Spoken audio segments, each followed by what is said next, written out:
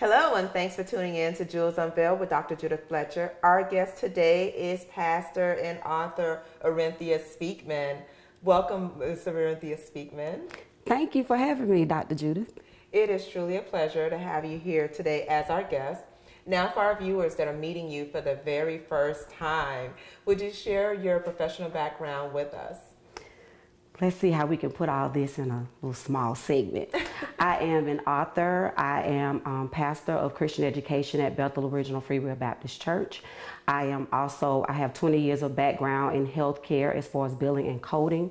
I also am a certified life coach. And the list just continues to go on and on and on, aside from being a mother, being a wife, and many different other things. So, wow, you wear so many different hats. Mm-hmm. Now, when I think about, speaking with a pastor, a female pastor, there's always that question, wait, she is a pastor? And what was that like? What was the inspiration that actually came about to inspire you to go into ministry, to become a pastor, a female pastor? Well, to be honest, I wasn't like many people that actually accepted the call from the beginning. Actually, I was one of those rebellious PKs that went against pretty much everything that my father was trying to get me to go towards. My father was a minister. My grandfather was a minister, and so I was one of the first females in my family to become a minister. I'm actually not the senior pastor of my church. I am just the pastor over Christian education, but I still house over other ministers and different things of that direction. Wow. Again, I really love the fact that you are so diverse. You wear so many different hats. So not only are you able to minister to people, mentor them, coach them, and do so many different things, I'm sure that didn't come easy. Because to wear so many different hats, of course, life cannot be that simple. So what is like one of the main challenges that you faced when you finally got to this point where you ventured into the world and answered the call, kicking and screaming, but answered the call to enter the world of ministry? Well, there are so many different times that I could go back to, but I had what I call a really God moment where my father passed. I went through a divorce. And then I also was kicked out of my church, the actual church that I was going to, because I was doing what I felt that God was calling me to do at that moment and at that time. And there was just a transition that was going on within the church itself. And then it just became something bigger than what it needed to actually be. And so it really pushed me to a place of feeling like a desert moment where I was feeling lost. I was feeling confused. I was feeling like, God, did you really call me? Am I really doing what it is that you're asking me to do? And so that was a really hard moment for me to go through all of those things within a 1-year period, where many people ask themselves that question. You may say, well, God, why am I going through this? Or God, what's really going on? Why does it seem like the storm after storm after storm keeps on hitting me? That's what I call really God moments, where you're serving, you're doing what is right, so to speak. You're living the life that you feel that God has called you to, but you're still going through so many different storms, and you're wondering when these storms are going to cease and when it's going to stop. And so therefore, those are things that kind of inspired me to continue to push forward, even with going through those things. Wow, is all I can really say. And I thank you again so much for being so transparent. And I definitely want to come back and talk about your really God moment, because I still have some questions. Please don't, stick with us, because I have some more questions, and I'm sure the viewers are interested in learning more. So to our viewers, please don't go anywhere. We'll be right back.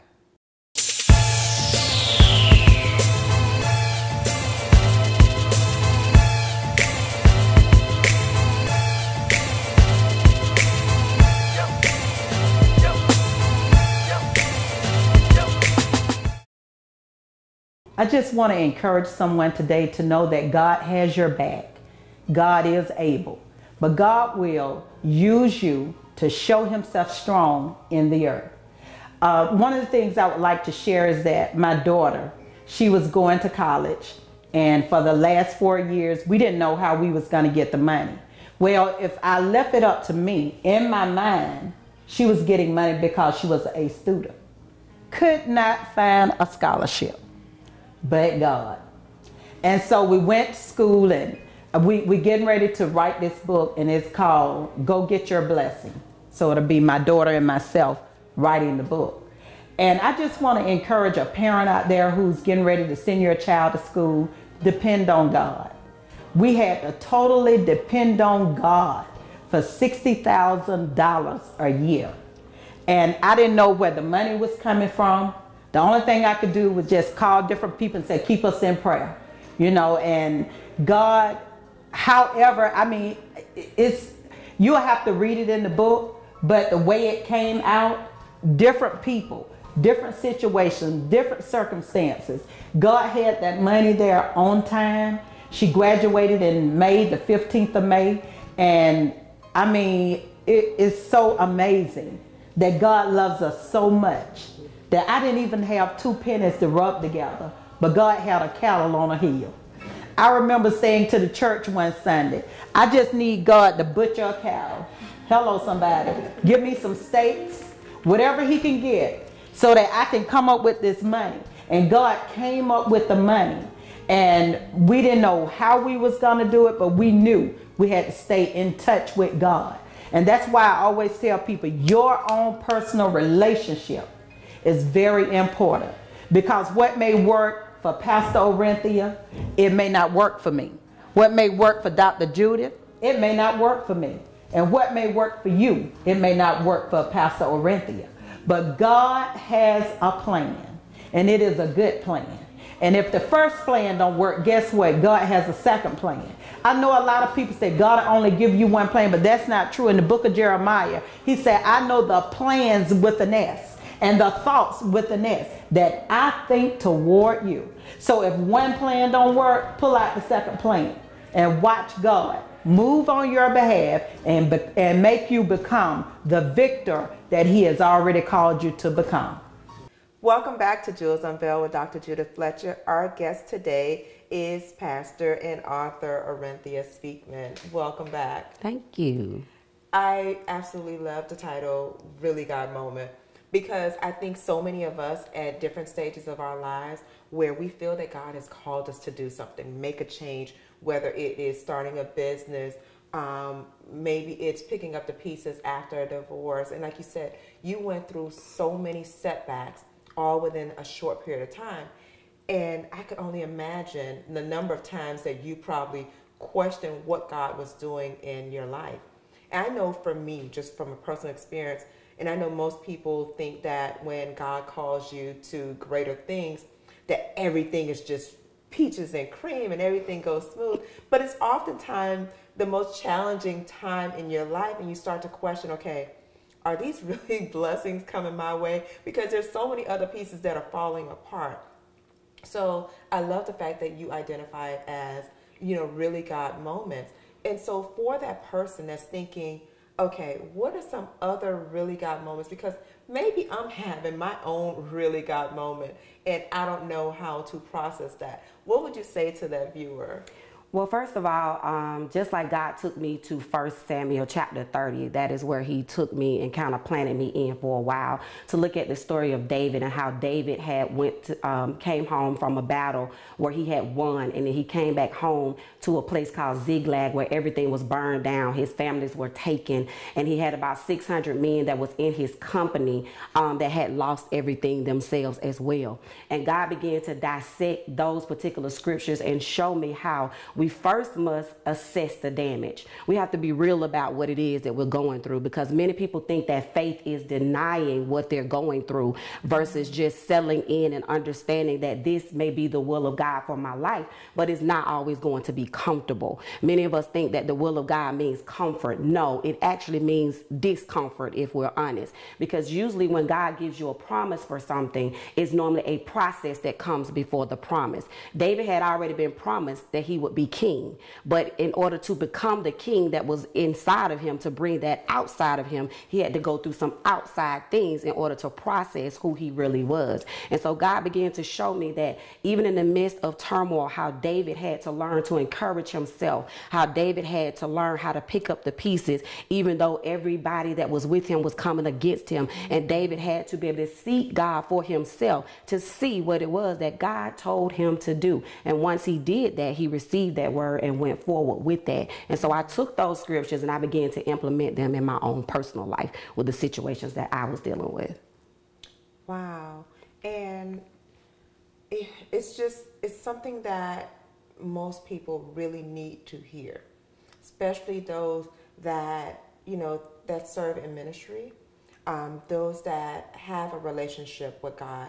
And yes, maybe life had been good for some time, and now so many things, so many different pieces of their lives are falling apart. And as I call it, it's like a shakeup is taking place in our lives. And for me, when I went through a different a shakeup in my life, it was around the time that I found myself going through a divorce and, then becoming a single mom. But right before that, I had just started celebrating the fact that my doctor said that there's no more cancer cells in my body. And I'm thinking, great, this is such a blessing. I've also delivered a healthy baby. And I had my own really God moment where it's just like, wait, what do you mean I'm going through a divorce? What do you mean I'm now, going through financial setbacks and having to start over in life? And not knowing that there are so many doors that were going to be open for me, so many great opportunities.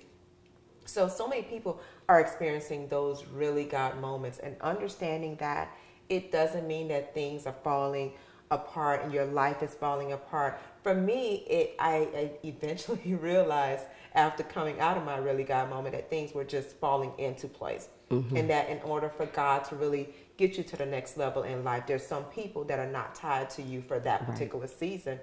And I know so many people struggle with that, struggle with letting go and understanding that as long as we trust God, that everything would happen in God's way, in God's timing, and accepting that.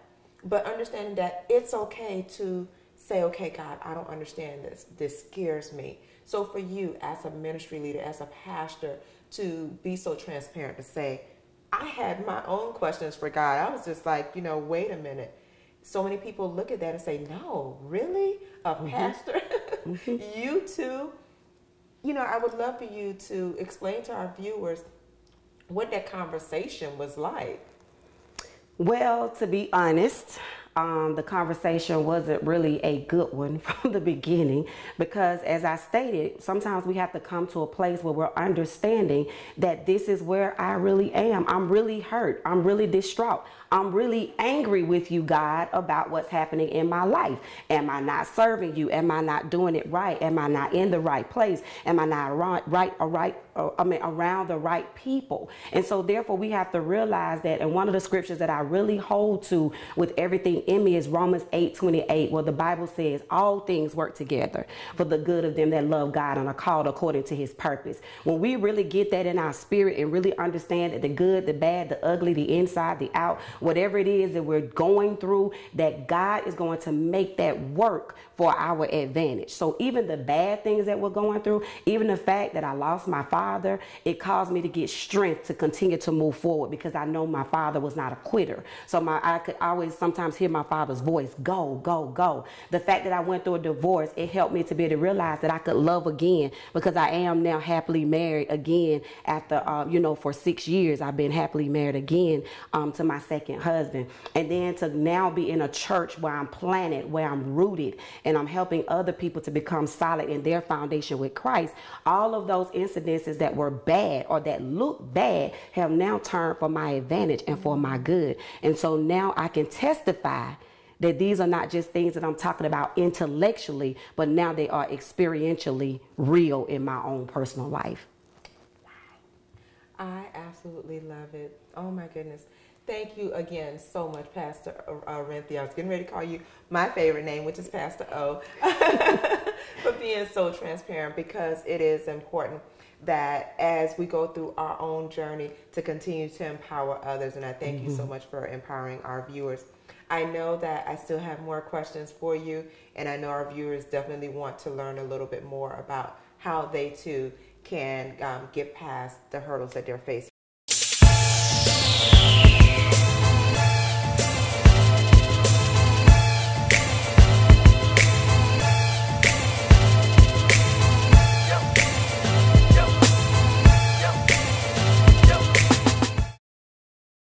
I just want to encourage someone today to know that God has your back. God is able, but God will use you to show himself strong in the earth. One of the things I would like to share is that my daughter, she was going to college, and for the last 4 years, we didn't know how we was going to get the money. Well, if I left it up to me, in my mind, she was getting money because she was a student. Could not find a scholarship, but God. And so we went to school, and we getting ready to write this book, and it's called Go Get Your Blessing. So it'll be my daughter and myself writing the book. And I just want to encourage a parent out there who's getting ready to send your child to school, depend on God. We had to totally depend on God for $60,000 a year. And I didn't know where the money was coming from. The only thing I could do was just call different people and say, keep us in prayer, you know, and God, however, I mean, you'll have to read it in the book, but the way it came out, different people, different situations, different circumstances. God had that money there on time. She graduated in May, the 15th of May. And I mean, it is so amazing that God loves us so much that I didn't even have 2 pennies to rub together, but God had a cattle on a hill. I remember saying to the church one Sunday, I just need God to butcher a cow. Hello, somebody. Give me some steaks, whatever he can get, so that I can come up with this money. And God came up with the money. And we didn't know how we was going to do it, but we knew we had to stay in touch with God. And that's why I always tell people, your own personal relationship is very important. Because what may work for Pastor Orienthia, it may not work for me. What may work for Dr. Judith, it may not work for me. And what may work for you, it may not work for Pastor Orienthia. But God has a plan, and it is a good plan. And if the first plan don't work, guess what? God has a second plan. I know a lot of people say God will only give you one plan, but that's not true. In the book of Jeremiah, he said, I know the plans with an S and the thoughts with an S that I think toward you. So if one plan don't work, pull out the second plan and watch God move on your behalf and make you become the victor that he has already called you to become. Welcome back to Jewels Unveiled with Dr. Judith Fletcher. Our guest today is pastor and author Orienthia Speakman. Welcome. Thank you. I am so excited to have you here, and also for you to be so transparent, to share the beautiful side of you as well as the not so beautiful side, and help people to understand that whether you're in ministry, whether you're a leader in ministry, it doesn't mean that your life is always going to be perfect. It doesn't mean that your journey is going to be without any setbacks, any pain. You know, there were times where you cried, but more importantly, that even you as a ministry leader have also gone to God and really just asked, okay, really God, what am I going through? Why am I going through this? What's really going on? So for that viewer that's having that moment right now, where they're thinking, I can't. I just can't do this. God, this is too much. I know you say, the word says, you'll never put more on us than we can bear. But right now, I'm having a really God moment right now. I can't. So speaking to that viewer, what would you say to them? Well, first of all, I will let them know, and I remind them that even though they are feeling a particular way, this is not the end of the story. I will remind them that even though you may feel this way right now, it will not last always. And one of the things that I love to do is talk to people one-on-one. I'm also a life coach, so I like to talk to people one-on-one about their situations and their circumstances, to kind of dig a little deeper within them about what it is that they're dealing with. But I would encourage them to just keep keep. One of the things that I heard another pastor say one time that didn't make a lot of sense, they said, just keep waking up and just keep living. And eventually those things will come into play, or they will come into the realization of what it is that you are really looking for God to do in your life. One of the things that I tell people all the time, quitting is not an option. We have to shift our mindset that quitting is not an option. It's never an option. And I thank God for my children. I thank God for my family, because those are people that depend on us to continue to keep moving forward, especially as ministry leaders, or just the basic ordinary person that's living a day-to-day life. Someone is depending on you to make it through, whether you know it or not. We are all billboards for God.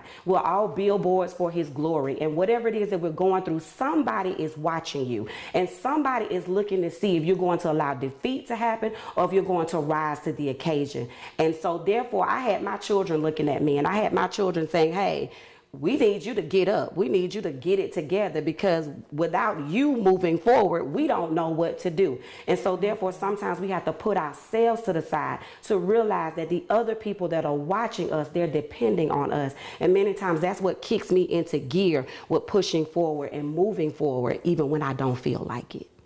Because your emotions will always tell you you can't. Exactly. How you feel will always tell you to stop. The enemy is sending those things to destroy you, to try to get you to stop. So I always tell people, he's trying to make a fool out of you. Make a fool out of him and keep moving. Make a fool out of him and keep praising. Make a fool out of him and praise even in the midst of your situation and your circumstance. I like to do the opposite of what's expected. The enemy expects me to quit, so I'm going to keep moving. And so that's what I would say to that person. Keep moving, keep sticking with it, keep going, because somebody is depending on you. I love it. I absolutely love it. And I love what you shared with us as far as what a pastor told you. Just keep waking up. Keep waking up. And as simple as that sounds, especially with so many people, experiencing different type of mental illness, depression, and just wanting to give up, just getting to that point where they just feel so overwhelmed, where they don't want to get up. They want to lay in the bed and have the curtains closed. And I'm sorry, I'm just sharing my side of my moments where I didn't want to get up. I didn't want to open the blinds. I didn't want to go outside.